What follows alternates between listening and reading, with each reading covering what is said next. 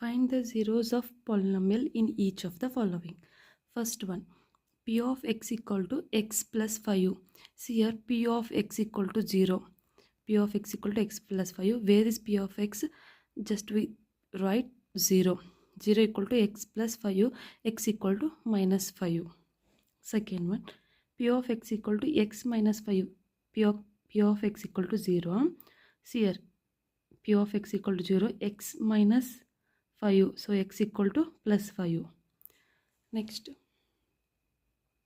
third one, p of x equal to 2x plus 5. P of x is 0.